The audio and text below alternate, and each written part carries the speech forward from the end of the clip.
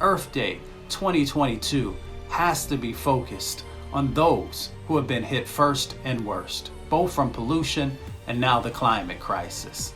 This is our transformational moment. For 150 years leading up to the first Earth Day, industrial development went unchecked. Rivers, streams, lakes, bays became dumping grounds for everything from toxic chemicals to sewage to sludge, mine waste. As you traveled around the country in places like Los Angeles, New York, and Pittsburgh, and many other cities, and you looked up, you couldn't even see the sun because there was so much pollution in the air. At the same time, we had sacrifice zones being created in Black and Brown and Indigenous communities through laws and actions like restrictive covenants and redlining, and eventually zoning that placed people in certain areas and then disinvested in those communities and allowed a toxic loading to happen.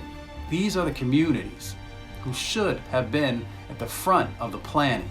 These are the communities that there should have been a greater focus on the impacts that were happening in their lives. Out of the first National Earth Day, there were hallmark pieces of legislation that came into being. The Clean Air Act, the Clean Water Act, RCRA, the Endangered Species Act, all of these placing a safety net of protection around the country. Or at least that's the way it was supposed to be. Because Black, Brown, and Indigenous communities continue to be impacted, continue to be the sacrifice zones and the dumping grounds for everything in our country that nobody else wanted. James Baldwin once said that if I love you, I have to make you conscious of the things you don't see.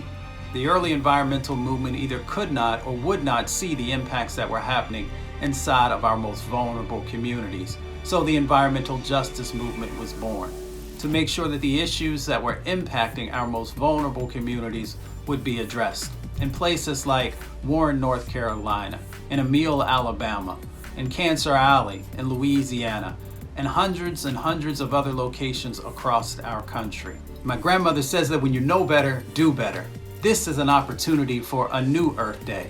With 1 billion people engaging, we can focus on frontline communities, making sure that their voices, their sets of experiences are driving this new set of opportunities that we have in front of us. We can make sure that we're addressing the climate crisis. We can make sure that we're addressing the environmental injustices, and we can make sure that we are embracing a new set of opportunities that uplift those communities who have often been unseen and unheard.